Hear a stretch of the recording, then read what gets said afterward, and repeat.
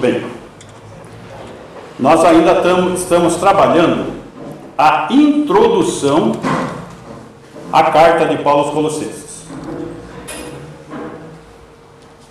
E aqui nós estamos tratando a questão da heresia colossense. A carta, a mensagem dela é a superioridade de Cristo, a suficiência de Cristo, a suficiência da obra de Cristo, porque Cristo é o cabeça da igreja. Isso faz com que nós devamos ter dedicação exclusiva em atitude e ação, em devoção a Ele. Essa é a mensagem.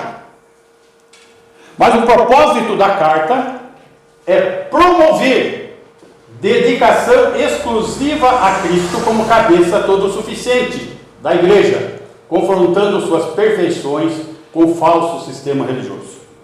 Então aqui está existindo o quê? Um confronto das perfeições de Cristo com a heresia colossense, o falso sistema religioso.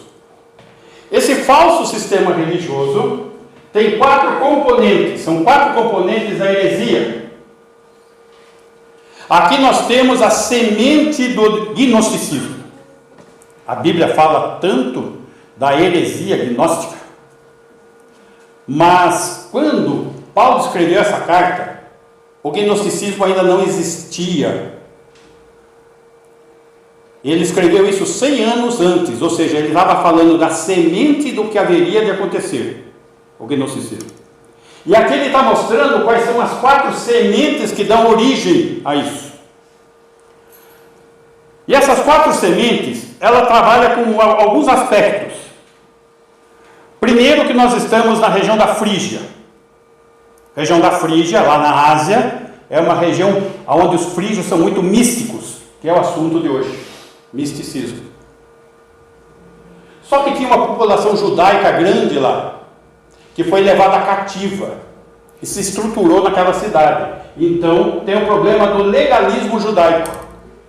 Não o legalismo judaico como nos tempos de Cristo, como dos fariseus, mas um legalismo judaico de um movimento contra o cristianismo, porque no tempo de Cristo não tinha cristianismo. Então existia um movimento dentro da igreja, um movimento judaizante. E esses judaizantes estavam perseguindo Paulo em toda a sua viagem missionária. Eles saíram lá da Palestina, acompanharam Paulo pela Ásia, acompanharam ele na região da Europa e foram perseguindo Paulo ponto a ponto até ele ser condenado e decapitado. Vimos a questão do filosofismo. O filosofismo, ele trabalha com sofismas. O que é sofisma? É quando um argumento tem o objetivo de produzir uma ilusão da verdade na mente das pessoas, com uma estrutura interna incorreta e enganosa. Isso é sofisma. Parece verdade, mas não é. Tem capa de verdade, mas o seu interior não contém verdade. Então, aqui nós temos o filosofismo, o legalismo e o misticismo. Só que dentro todos esses problemas, algumas doutrinas estavam sendo ofendidas. No filosofismo, estava havendo um ataque à doutrina da iluminação. Eles procuravam alguma verdade fora da Escritura, alguma verdade por trás do que está escrito. Isso ocorre dentro do cristianismo até hoje. Tá? Por exemplo, no judaísmo, a Cabala. A Cabala, ela procura olhar algo por trás das Escrituras, alguma verdade oculta. Ou se nós percebermos algumas aplicações, algumas interpretações das Escrituras nos meios evangélicos, manipulando, ocultando a verdade principal com aparência de verdade. O cristianismo é muito comum acontecer isso. A origem está aqui. E o apóstolo Paulo está confrontando essas questões duramente nesta carta. O legalismo judaico, ele ataca a doutrina da reconciliação, a obra de Cristo. Nós não somos salvos pelas obras da lei, não somos salvos por mérito, nós somos salvos pela fé. É isso que Cristo pregou. Ele não pregou hora nenhuma salvação pela lei. Vimos isso claramente na última exposição bíblica. Hoje nós vamos estar trabalhando o misticismo. Então nós vemos aqui filosofismo, uma ação da cultura grega, legalismo judaico, da cultura judaica, misticismo da cultura frígia. Tudo isso formou um pacote. E daí a mensagem de Paulo com relação a isso. Muito bem. Misticismo. Colossenses, capítulo 2, versículo 18. Ninguém se faça árbitro contra vós outros, pretextando humildade e culto dos anjos, baseando-se em visões, enfatuado, sem motivo algum, na sua mente carnal. Aqui nós podemos já vislumbrar algumas coisas. Ninguém se faça árbitro, ninguém vos julgue, porque você está seguindo a Bíblia como ela é, literalmente o seu ensino. Contra vós outros, pretextando o quê? Humildade. Sempre com aquela aparência, né? De cabecinha caidinha, falando mansinho, parece um cordeiro, mas é um lobo por dentro. E culto dos anjos. Se nós formos olhar os 10 mandamentos, nós vamos ver lá que nada pode ser adorado, nenhuma imagem de nada que existe, nem no céu, nem na terra, nem debaixo da terra. Então, nem anjo, nem anjinho, nem figurinha de anjinho. É uma coisa que muitas vezes a gente não presta atenção, mas tem. Uma vez eu fiz aniversário e ganhei um enfeite. E esse enfeite era um negócio cheio de uns anjinhos, umas coisas. Eu tive que quebrar aqueles para fora. Imagem de anjo. Mas bonitinho, foi presente, não importa. Autoridade da Escritura, autoridade da Escritura. Só que a coisa não para aí. Ele continua baseando-se em visões.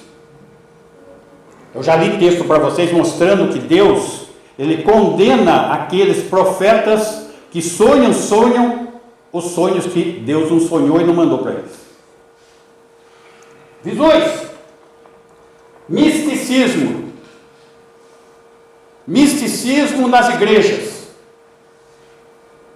Se nós formos ver a quantia de pedaços da cruz de Cristo que já foram, passadas por aí, fale a Arca de Noé. Misticismo, olhando valor em objetos, em coisas e não em Deus. Misticismo. Sal grosso, água, copo d'água em cima da televisão. Misticismo. Rosa branca de Sharon.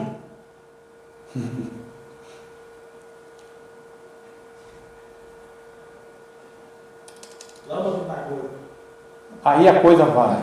O pessoal tem criatividade para tudo. Tudo fora da Escritura. Muito bem. Esse é o nosso tema, misticismo. O misticismo ali em si, nós vamos estudar os textos, nós vamos ver que ele está atacando a doutrina do corpo de Cristo. Vamos começar a trabalhar e entender como isso iniciou. Então ele começa aqui representado pelo culto aos anjos. E nós vemos que aqui ainda é a semente do gnosticismo. E a crença deles é em emanações. O que é uma emanação? É a desagregação das partes voláteis de certos corpos. Opa, o que quer dizer isso? um processo segundo o qual os seres múltiplos procedem de um primeiro. Deus vem procedendo, seres múltiplos vão sendo, cada um inferior ao outro, todos procedentes de um. Isso é gnosticismo, gente. Tá? Então, muitas vezes, se isso passa pela sua mente, não é bíblico, tá? É gnosticismo. Então, os emanados, os seres emanados, são seres menos puros, menos perfeitos, menos divinos. Essa crença leva a ver o emanismo como fundamento histórico do panteísmo. Opa, o que é isso? Pan quer dizer tudo. Teísmo, Deus. Tudo é Deus. Veja a religião oriental. Uma barata é Deus. Você não pode matar um bichinho. Agora, os cientistas, os filósofos, que se dizem os sábios desse mundo, se reúnem e dão as mãos em volta de uma árvore, porque tudo é Deus. E o Deus Pan. Gente, está nascendo aqui, e está até nos nossos dias. E eles adoram o Pan, a Gaia. Isso é misticismo. Então, o panteísmo faz parte do universo e se manifesta na natureza. O Deus Pan, ele vem da mitologia grega. É o Deus dos bosques, dos campos, dos rebanhos e pastores. Ele é representado com orelhas, chifres e pernas de bode. Quando eu era criança, quando começou a televisão, vocês chegaram numa época que já tem televisão. Eu cheguei numa época que, quando foi comprada uma vitrola, já foi um grande negócio. Né? Quando chegou a televisão, passava um desenhinho. Hércules, o rei do Olimpo, Senhor. E tinha um bichinho desse aqui, que seguia ele tocando flauta. É o Deus Pan, mitologia grega. Isso aqui já estava incultando na nossa mente, já de criança, propositalmente, trabalhando misticismo na mente das crianças. Hércules, Thor, o Deus do trovão, mitologia.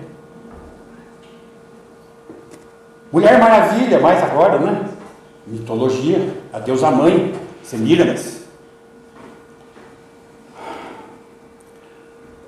Então aqui nós temos a severa condenação de Paulo sobre tal prática.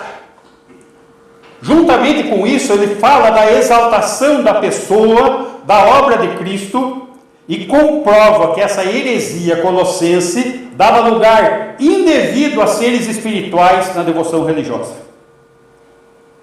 Lembrando que no judaísmo, eles criam em anjos, como um papel mediatório. A Bíblia fala que existe um único e suficiente mediador entre Deus e os homens: Jesus Cristo. Um único. Um único. O que quer dizer um único, gente? Tem anjo para fazer isso? Tem santo para fazer isso? Tem um único. Fora disso é misticismo.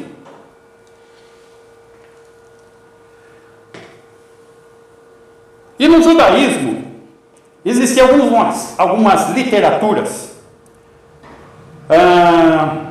pseudobigráficas. Por exemplo, o livro de Enoque, os testamentos dos 12 patriarcas.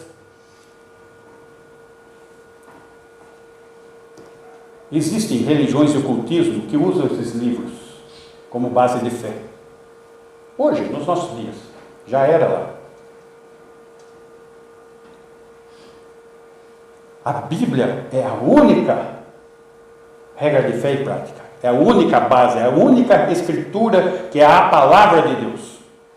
Mais nenhuma. Colossenses capítulo 2, versículo 16. Vamos entender esse pedacinho que vai ajudar a gente. Ninguém, pois, vos julgue por causa de comida e bebida, ou dia de festa, ou lua nova, ou sábados. O que estava acontecendo aqui? Tinham as festas judaicas, que hoje virou mania em alguns grupos evangélicos. Festividades judaicas. Sistema alimentar, tipo de comida, de bebida.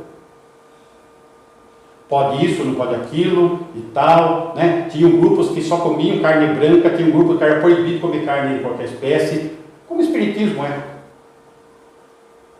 Como o mormonismo, como o adventismo, misticismo. Dia de festa. Isso já pega uma dimensão muito grande. Lua nova ou sábados. 17. Porque tudo isso tem sido sombra das coisas que haviam de vir. Porém o corpo é líquido. Gente, a festa da Páscoa, lá atrás, era sombra do quê? Do Cordeiro de Deus. O Cordeiro de Deus já se apresentou nesse mundo? Já. Já realizou sua obra expiatória? Já. Então aquilo que era sombra não tem mais necessidade.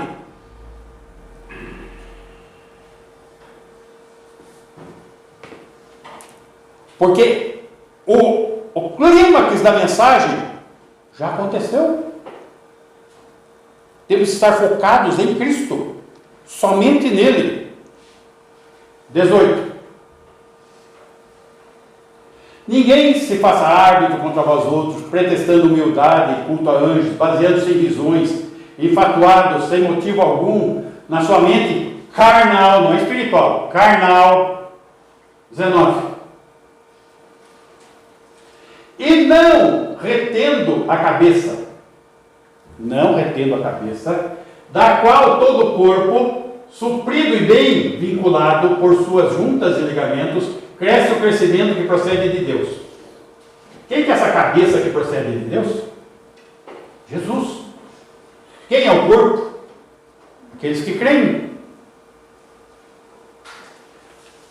Não retendo. O que estava acontecendo com os colossenses? Não estavam retendo a cabeça, que é Cristo. Da qual todo o corpo, que é a igreja, suprido e bem vinculado por suas juntas e ligamentos. Cada pessoa do corpo de Cristo faz parte de alguma parte do corpo de Cristo. Cresce o crescimento que procede de Deus. Notem, esse versículo 19 está deixando claro que o misticismo está atacando a doutrina do corpo de Cristo.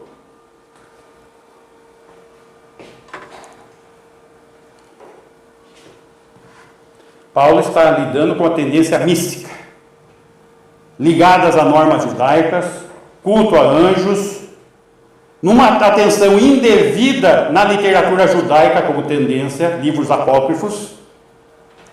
Isso chegou a tal extremo que aqueles que não se conformavam às normas hereges eram rejeitados como criaturas inferiores, desprezadas e depreciadas. Isso fica claro pelo verbo que é usado. O verbo que é usado no grego aqui quer dizer desprezadas e depreciadas.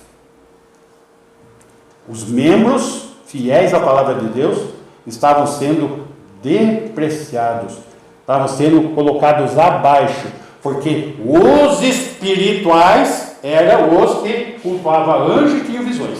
Esses eram os espirituais. Só que é o que Paulo está condenando aí.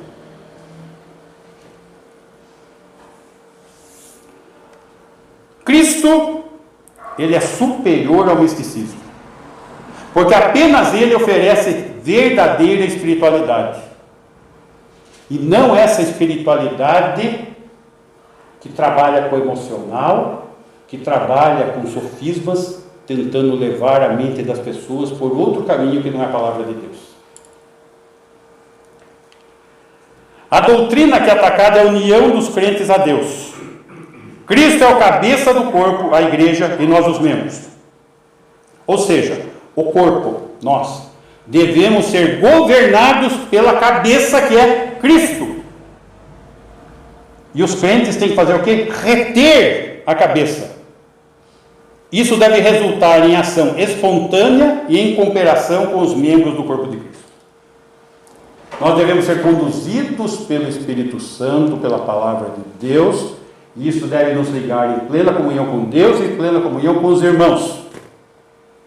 É esse o assunto que nós estamos trabalhando aqui. O crente justificado precisa fazer o quê? Praticar a justiça, como servo do corpo de Cristo. Vamos lá, Romanos capítulo 12, versículo 1. 12. É necessário o quê, meus irmãos? Consagração ao Senhor. Rogo-vos, pois, irmãos, pelas misericórdias de Deus, que apresenteis o vosso corpo, sua vida, como sacrifício vivo, não é morto, vivo, santo, separado para Ele, e agradável a Deus, que é o vosso culto racional. Que tipo de culto é esse racional? É isso que nós estamos fazendo aqui, gente. Pegando a Bíblia, lendo e entendendo racionalmente. Não é um salto do escuro.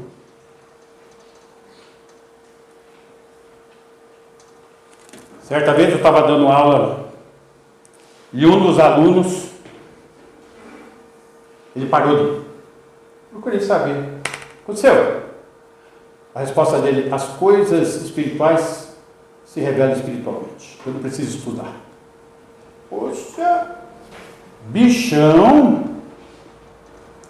Daí eu fui num culto da igreja dele, onde eu dava aula. Meus irmãos, podia mandar para a Olimpíada. Ele dava saltos mais alto que essa mesa aqui. E estanhava o olho desse jeito. E tão espiritual que ele era. Mas não sabia nada. Nada! A espiritualidade dele era uma espiritualidade mística. Nada sabia.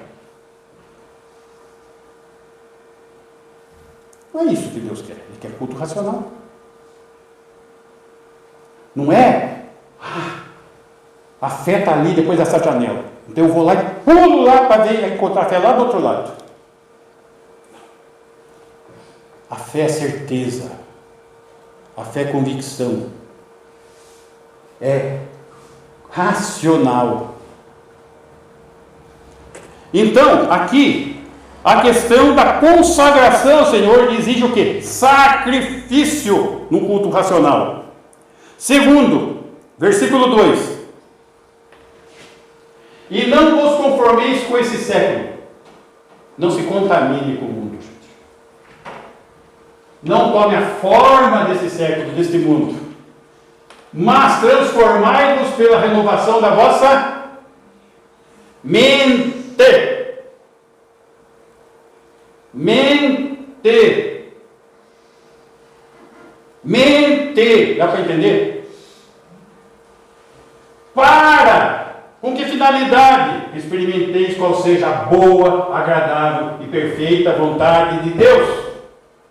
Como que eu vou estar dentro da boa, agradável vontade de Deus, que é perfeita? Uma transformação de mente. E essa mente só vai ser transformada se eu tirar tudo que está aqui, que é carnal, e colocar tudo que está aqui, que é espiritual. É a mente.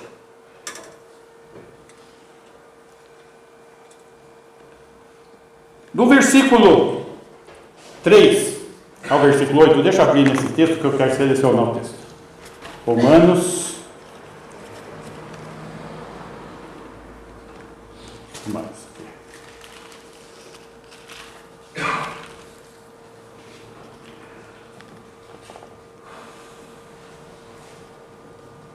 Versículo 3. Porque pela graça que me foi dada, digo a cada um dentre vós, que não pense de si mesmo além do que convém, antes pense com moderação, segundo a medida da fé que Deus repartiu a cada um. Ele está falando do corpo de Cristo. Versículo 4. Porque assim como num só corpo temos muitos membros, mas nem todos os membros têm a mesma função. Por quê? Porque recebemos dons da parte de Deus diferentes. Diferentes. Funções diferentes.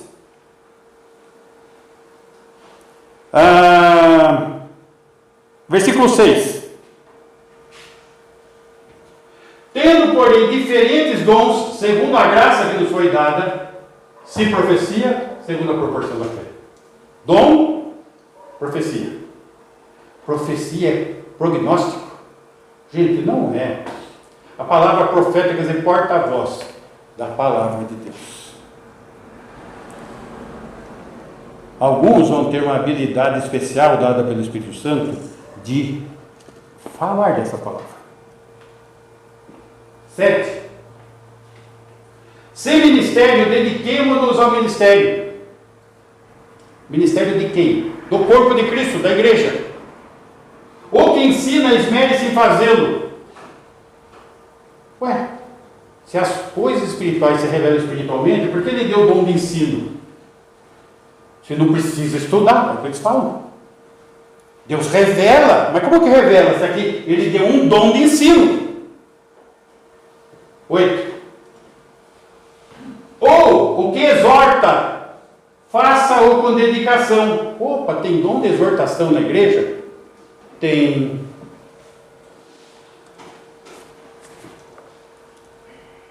E é um dom que não é muito popular, porque é aquele que vai cutucar o calinho de estimação. Mas é preciso isso. Vocês já tentaram ter unha e gravata? Tentaram conviver com isso? Não dá. Então, se não tiver ninguém para tirar a unha e gravata, a gente só vai sofrer.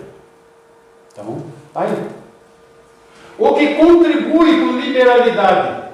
Tem dom de contribuição? Tem. Aqui está falando de dízimo? Não. Está falando de desprendimento para as coisas de Deus. Tem pessoas que contribuem generosamente, de coração, para as coisas de Deus. Isso é um dom dado por Deus. O que preside com diligência. Se precisa um presidente na igreja, corpo de Cristo, é que Deus quer uma coisa organizada, não quer bagunça. Quem exerce misericórdia com alegria. Misericórdia o que é? Que dom é esse? É aquele irmão que percebe, puxa, fulano não veio hoje. Deixa eu dar uma ligadinha para ele. Será que aconteceu alguma coisa? Ah, fulano, fiquei sabendo que está com alguma dificuldade, vai lá visitar. O que está acontecendo, meu irmão? Ah, perdeu o emprego. Ah, está doente. Ah, está precisando de alguma ajuda. É dom. Isso é o corpo de Cristo. Isso é dom. É o único texto da Bíblia que fala de dom, é este aqui. Este. Ah, mas como que você pode falar isso? Coloca aí 1 Coríntios 12, 1. Aí nós vamos ver que nós temos algum probleminha do grego com o português. A respeito dos dons espirituais, não quero, irmãos, que sejais ignorantes. Tem um gravíssimo problema nesse versículo. Qual é? Essa palavra aqui, carisma no grego, não tem no texto grego. Tem na tradução da nossa Bíblia em português. Ou seja, quem traduziu, interpretou errado o texto. Não tem a palavra dom nesse versículo. Esse versículo não está falando de dons. O capítulo 12 de 1 Coríntios está falando de manifestações do Espírito, não de dons. Vou citar uma manifestação, os irmãos vão compreender. Lá ele fala do dom de cura. Se dom de cura fosse dom, tá? Por que fala então a palavra dom? Porque o Espírito Santo está dando uma manifestação. Então é um dom. Mas não está falando dos dons do corpo de Cristo. Está falando do desdobramento da utilização do Espírito Santo por aqueles que são do corpo de Cristo. Se alguém tem dom de cura, então minha esposa não precisava ter sido internada, bastava ir lá orar, sair curada na hora. Ou alguém que está lá no andar lá dos condenados, lá que não tem mais recuperação, vamos pegar alguém com esse dom, levar lá e vamos salvar todo mundo. Não é assim. Ah, mas Deus não cura? Pode curar. Tem que curar? Não. Mas pode? Pode. E quando isso acontece? É uma manifestação do Espírito. Manifestação é quando Deus se manifesta daquela maneira, mas não é um dom, meus irmãos, porque este texto que está introduzindo esse assunto, não existe a palavra carisma. Precisamos compreender isso. Mas aqui nós estamos falando o quê? Do corpo de Cristo. Vamos ver um pouco mais sobre o corpo de Cristo. Versículo, capítulo 12, né? Versículo 12. Aqui mesmo, 1 Coríntios. Porque assim como o corpo é um e tem muitos membros, está falando do corpo de Cristo e dos membros da igreja, e todos os membros, sendo muitos, constituem um só corpo, que é o corpo de Cristo, a igreja, assim também com respeito a Cristo. 13. Pois em um só Espírito, todos nós fomos batizados em um corpo. Quando nós cremos em Jesus, o Espírito Santo nos batiza no corpo de Cristo. Quer judeus, quer gregos, quer escravos, quer livres, não importa quem é, basta crer. E a todos nós foi dado beber de um só Espírito, porque é o corpo de Cristo. 14. Porque também o corpo não é um só membro, mas muitos. Cada um tem uma função. Um é pé, um é mão, um é nariz, outra é orelha, outra é perna, outra é braço. Isso constitui a unidade e a diversidade do corpo de Cristo.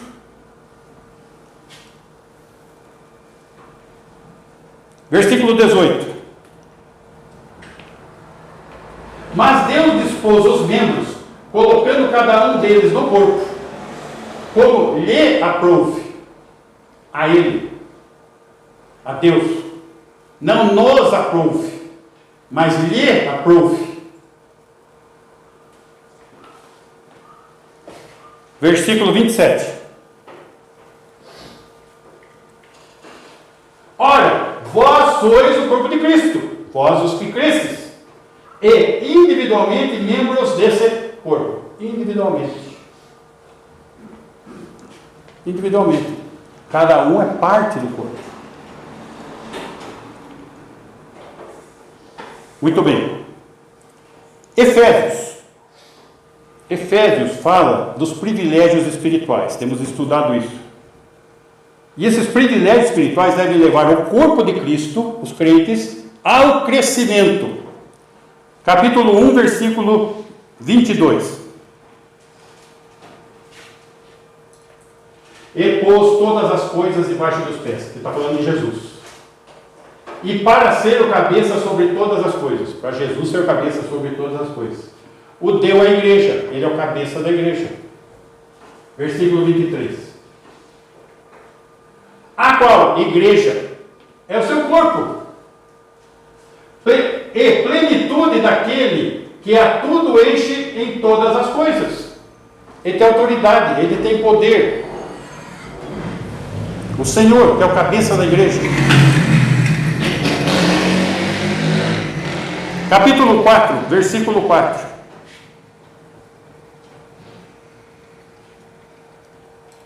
Há somente um corpo, a igreja, e um Espírito. Como também fossem chamados numa só esperança da vossa vocação, todos crendo na mesma coisa, em Jesus Cristo.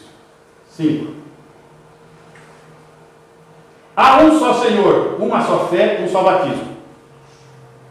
Meus irmãos, volta um pouquinho no 4. Aqui está falando de Deus triuno. Há um só Espírito, versículo 5. Há um só Senhor, uma só fé, um só batismo. Jesus. 6. Um só Deus e Pai de todos, o qual é sobre todos, age por meio de todos e está em todos. O corpo de Cristo, o Pai. Aqui está falando do Espírito, do Filho e do Pai. A Trinidade de Deus. E nós estamos debaixo da ação triuna de Deus. Nós quem? Os que cremos. Essa doutrina que está sendo atacada, meus irmãos. Estão colocando misticismo naquilo que é o corpo de Cristo. A autoridade é o cabeça, Cristo. Estão tirando a autoridade de Cristo e passando essa autoridade para mediadores. Capítulo 5, versículo 29. Porque ninguém jamais odiou a própria carne. Antes alimenta e dela cuida, como também Cristo faz com a igreja. Opa! O que está acontecendo aqui? Ele está comparando o casamento com o corpo de Cristo. Ninguém odiou a própria carne. O marido não deve odiar a esposa. O crente não deve odiar o quê? O corpo de Cristo. Vamos entendendo que é esse o paralelo que está aqui. Antes alimenta e dela cuida. A da mulher, que representa a igreja. Como também Cristo o faz com a igreja. Está aqui a comparação. 30. Porque somos membros do seu corpo, o corpo de Cristo, a igreja. Versículo 33. Não obstante, vós, cada um de per si, também ame a própria esposa. Quem é a noiva de Cristo? A igreja. Nós, aqui deve existir um amor com quem? Assim como deve ser amar a esposa, amar a igreja. Como a si mesmo. E a esposa respeite o marido. O marido está representando quem? Cristo cabeça.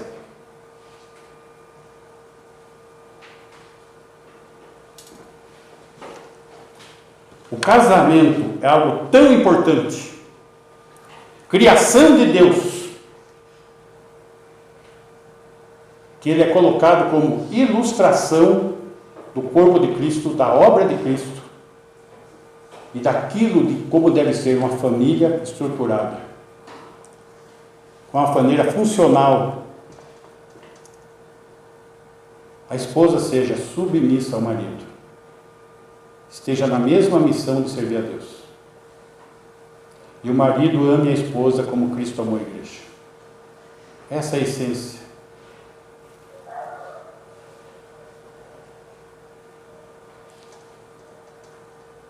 Deus criou o casamento. Não foi a cultura judaico-cristã, como a esquerda fala. Deus criou o casamento. Deixará o homem pai e mãe e se unirá à sua mulher, e serão os dois uma só carne. O interessante, volta os versículos aqui. Vai voltando. Mais um. Opa, aí, volta. Eis porque deixará o homem a seu pai e a sua mãe, se unirá à sua mulher, e se tornarão os dois uma só carne. Ele voltou para o Gênesis, quando ele criou o casamento. E a ilustração do casamento é a ilustração da igreja. Jesus é o noivo, a igreja é a noiva. Jesus é o cabeça e a igreja é o corpo. Essa doutrina que está sendo atacada. O corpo de Cristo. Muitas vezes nós não valorizamos como deveríamos valorizar o corpo de Cristo, a comunhão dos irmãos, o momento de culto, o momento de adoração.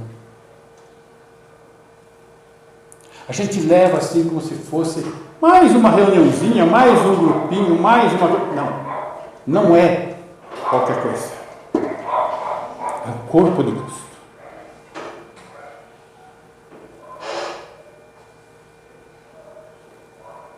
E precisamos zelar por isso. Volta no versículo 25. Maridos, amai vossa mulher, como também Cristo amou a igreja e a si mesmo se entregou por ela. Meus irmãos, homens, a igreja tem sido fiel a Deus, tem sido leal e comprometida, dedicada? Não, tem falhado muito. Mas ele tem que amar a mulher como Cristo amou a igreja. Mesmo quando você está sendo atingido nos seus direitos. Jesus foi atingido nos seus direitos. Isso é amor, abrir mão dos direitos. E amor é fruto do Espírito.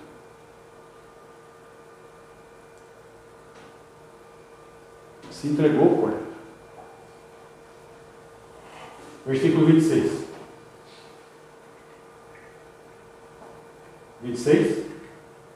Para que a santificasse, a esposa, tendo-a purificado por meio da lavagem de água pela palavra, ministração da palavra. Porque o homem é o cabeça da esposa, ele é o sacerdote, ele é o responsável pela ministração, por manter a santidade da esposa, como Cristo deseja a santidade da igreja. E é pela palavra que vem essa santidade. Isso estamos falando do corpo de Cristo. 27. Para apresentar a si mesmo, igreja. Opa, já não é mais a mulher. É a igreja. Esse é o paralelo. Gloriosa, sem mácula, nem ruga, nem coisa semelhante, porém santa e sem defeito. Esse é o alvo de Jesus com a igreja. Esse deve ser o alvo do marido com a esposa. E a esposa deve respeitar e se submeter à ministração do marido. O grande problema é que a nossa sociedade empoderou a mulher e a colocou ela numa condição de cabeça. Ela que decide, ela é autônoma e ela... É isso. Isso é o mundo, não é a palavra de Deus. Família nenhuma se sustenta e aguenta essa situação. Eu ensinei as minhas filhas a serem esposas. Todas elas são formadas. E todas elas cuidam do esposo, dos filhos e do lar. Porque é a prioridade. Se der para fazer alguma coisa da profissão, faz. Se não der, a prioridade é a casa, o casamento. Mas eu não muito diferente. Então, gente, isso é uma verdade. É graça. Então, meus irmãos, essa é a questão. E preciso ter convicção nessas coisas. A minha filha do meio é formada em Química. Ela fez estágio numa empresa holandesa, fez estágio industrial na USP e já terminou o estágio com convite para ir para a Alemanha. Ela só fez uma pergunta para o chefe: tem lugar para o meu esposo? Não, é só você. Então agradeço o convite. Abre mão. É convicção. É convicção.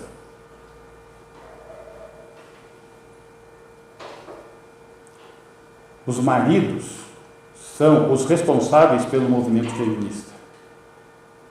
Porque ninguém ia criar o movimento feminista se não fosse uma cabeça de homem. Não é cabeça de mulher que cria aquilo, não. Porque os homens são passivos. Abrem mão da sua responsabilidade de sacerdotes. Esse é o grande problema que está atingindo nossas famílias, nossos filhos. Todo o problema consiste por ausência de sacerdócio masculino e de submissão da esposa nesse sacerdócio. Tudo isso é o conceito que nós estamos trabalhando de corpo de Cristo.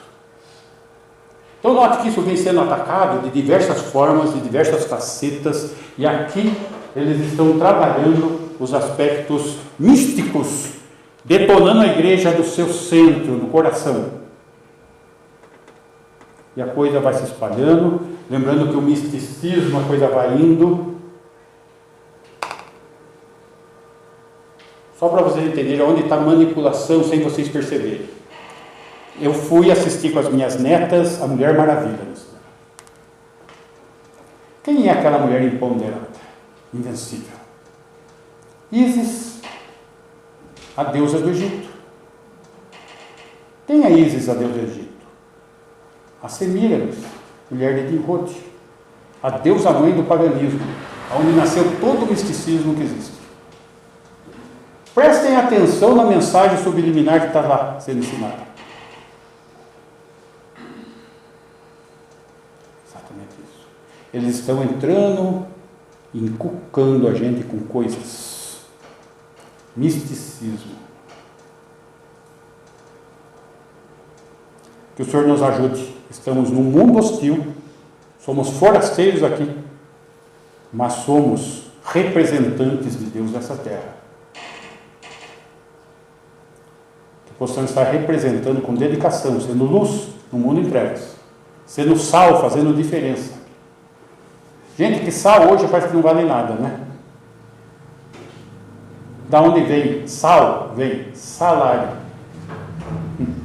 A palavra salário vem de sal. O sal era tão importante porque era o único meio de preservação das coisas, de temperar as coisas, de preservar as coisas. Era tão caro esse produto, da onde vem salário. É esse entendimento que vem o sermos sal da terra. Porque se o sal for insípido, não serve para nada. Não podemos ser crentes insípidos. Que o Senhor nos ajude. Amém? Amém. Oi. Eu vim com uma pergunta e você pode ter um pouco de outra. Então manda. Todo mundo é curioso, é bom apresentar, viu? Isso sempre aconteceu comigo. Eu comentei isso aqui na igreja um dia, e parece que a resposta me deixou muito triste. Às vezes a pessoa está errada e quer ficar pensando.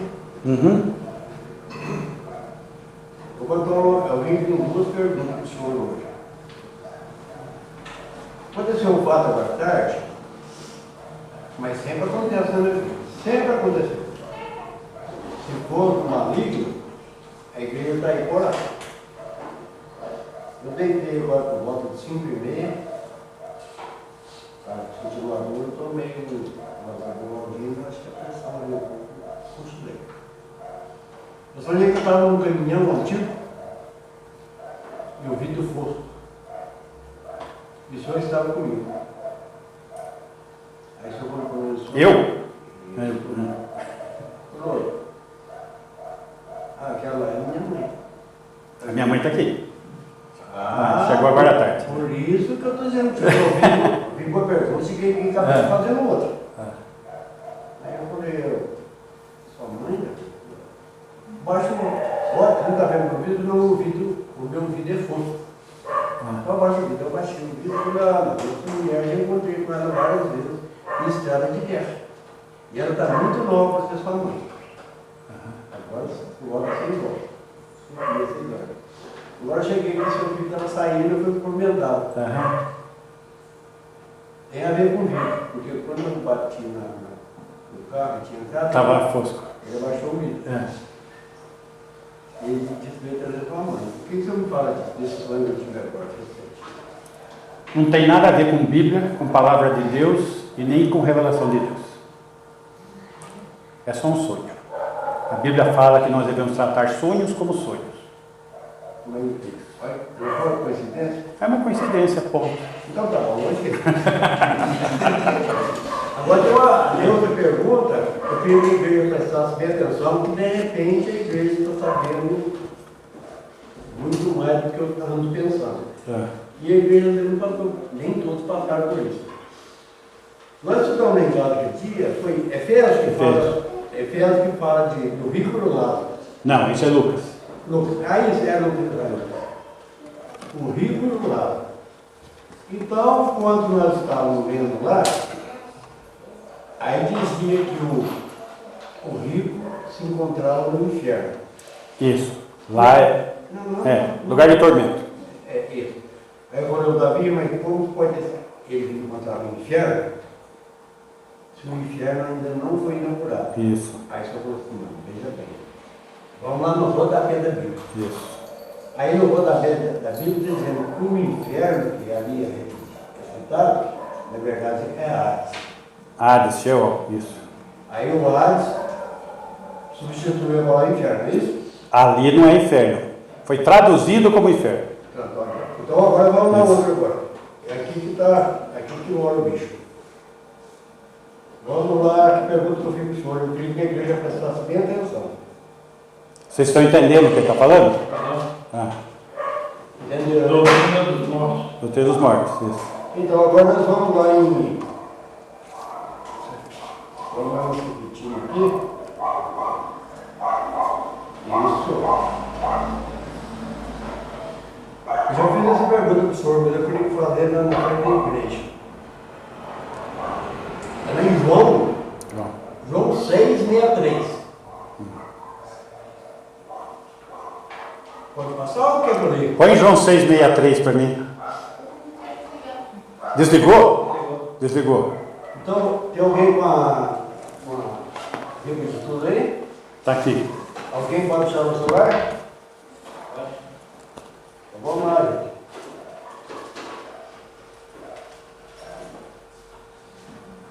João 6,63. Já acharam? O Espírito é que vivifica, a carne para nada aproveita. As palavras que eu vos tenho dito são Espírito e são vida. Contudo, há descrentes entre vós, pois Jesus sabia desde o princípio quais eram os que criam e os que não deu a vida traíram. Aí eu fiz a pergunta para o senhor, embora foi feito por telefone, não é isso? Aqui está dizendo: o Espírito é que vivifica. Isso. A carne para nada aproveita. As palavras que eu tenho dito são Espírito de vida. Tá. Aí eu fui no rodapé da Bíblia.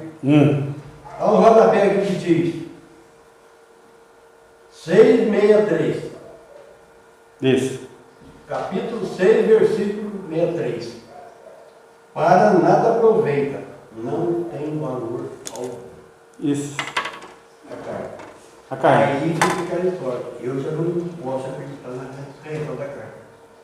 Porque eu tenho escrito aqui, Isso. eu só que conta. Só que tem um versículo que fala que carne e sangue não herdarão o reino dos céus. Por isso que o nosso corpo tem que ser glorificado para entrar no céu, porque carne não entra lá.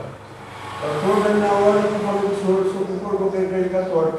Quando a igreja católica diz assim: creio na ressurreição, creio na igreja católica, na ressurreição do pecado, na ressurreição da carne. Só que esse corpo glorificado é esse mesmo transformado.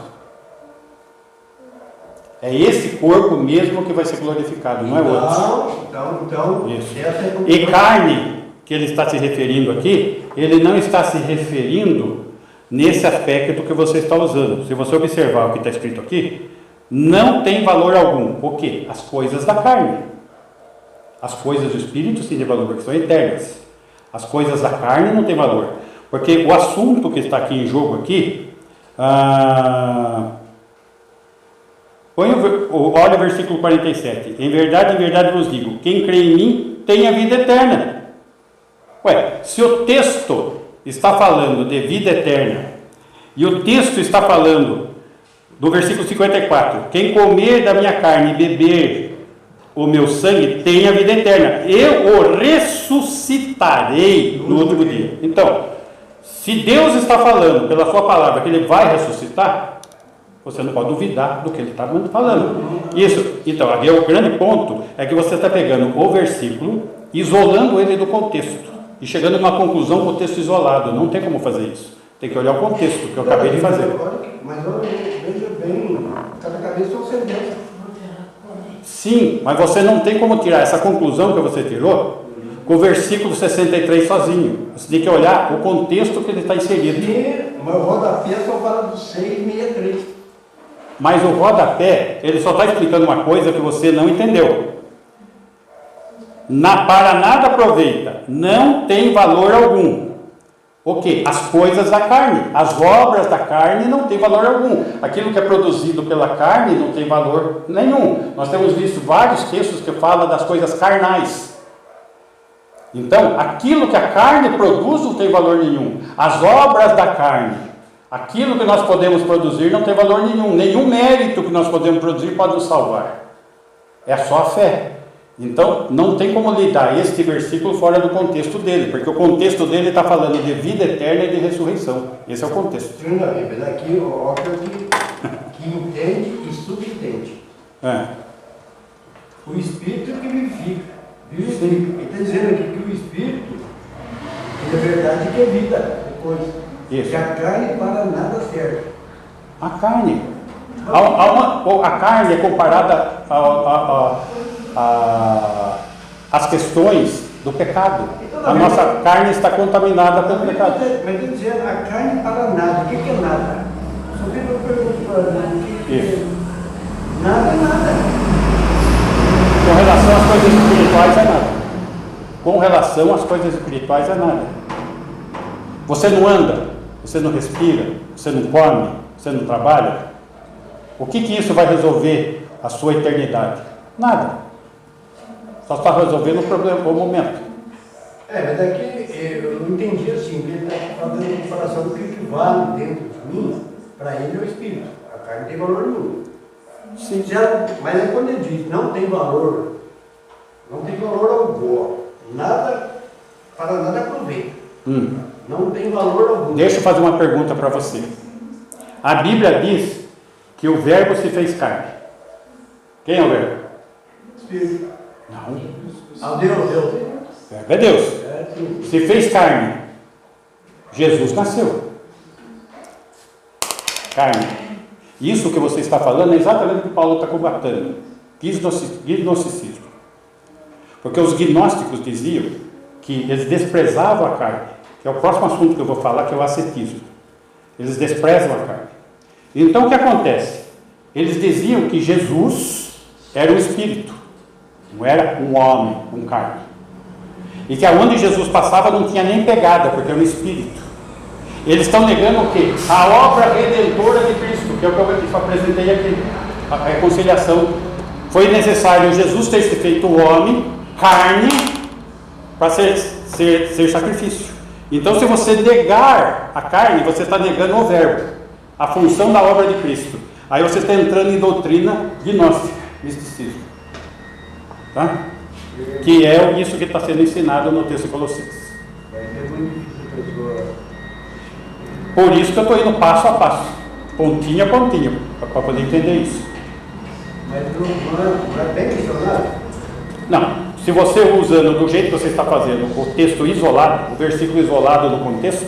Eu não vou dar pena. Mas então tá. Não, mas peraí. Ó, gente, ó, não é assim não. Não é assim. Porque quando eu questionei o que era o senhor falou, não, melhor aqui embaixo. Isso. Contradiz tudo. Não, só que nós temos um problema. Quando eu mostrei o rodapé, eu mostrei a palavra no original grego. Ok? O comentário bíblico que está aí está baseado dentro do contexto, que você não leu o restante. Então, se você pega algo fora do contexto, né? Por exemplo, você abre em qualquer lugar e o texto está falando fulano se enforcou. Você vai em outro texto isolado. Vai e faz o mesmo. E aí, então vai se enforcar? Você tirou do isolado, você isolou ele do contexto. Isso não pode acontecer. Porque é Deus quem deu sabedoria, porque eu vou ficar por mim, né? Então, Não. é muito séria essa sua ideia, porque você está negando a obra de Cristo. Tá? Isso é muito sério. Exegese. Não, isso que você acabou de fazer é o grande problema que acontece hoje. O pessoal não interpreta a Bíblia dentro do contexto dela. O contexto dele está falando de vida eterna e de ressurreição. Você tirou desse contexto e falou que não existe isso. Com o versículo isolado. Não existe isso. Também veja bem. Tem certas pessoas que vão na escola, quando entram na escola, eles não é direto, não respeitam nem ponto, nem vírgula. Isso. Verdade ou não é? Verdade. Não sabe ler. Eu tenho o direito de olhar, questionar Tem. e perguntar. Só não tem direito de afirmar um erro, que é o que vocês estão Eu estou fazendo. dizendo que no momento eu vou pelo rodapé. Mas nada aproveita. Não tem valor algum. A carne, as coisas carnais. É esse o sentido que está aí. Coisas carnais. Ele não está se referindo à carne física. Ele está falando aspectos do que a carne produz. Nada aproveita. Ela não produz nada para a vida eterna e nem para a ressurreição. A nossa carne é corruptível, né? É corruptível. Por isso, Jesus, sendo Deus incorruptível, precisou se fazer homem. Porque não tinha nenhum homem capaz de salvar o homem.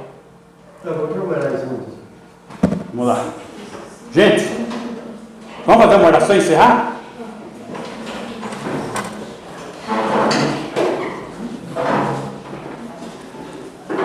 Aí. Muito bem. Renata, faz essa oração. Senhor Deus, agradecemos, Senhor, por mais uma vez estamos aqui reunidos com os irmãos em reunião. Agradecemos pelas preciosas palavras que ouvimos aqui. Senhor, esteja cuidando de nós, né, ao decorrer da semana. E os que estão em casa também, que não puderam comparecer no culto, Senhor, sabe, conhece o coração de cada um. E que, Senhor, cuida, né, nos dê saúde, abençoe o nosso trabalho, nossa família. E cuida de todos nós. Eu oro e agradeço em nome de Jesus. Amém. Amém. O amor de Deus, o Pai, amor manifesto na pessoa de Jesus Cristo, o Filho, que se fez homem, morreu por nós e expiou os nossos pecados para derramar superabundante graça sobre nós, e que se faz presente em nós na pessoa de Deus e Espírito Santo, nos ensinando, nos consolando e nos guardando até o dia do nosso encontro, quando o Senhor nos ressuscitar. Assim oramos em nome de Jesus. Amém. Amém.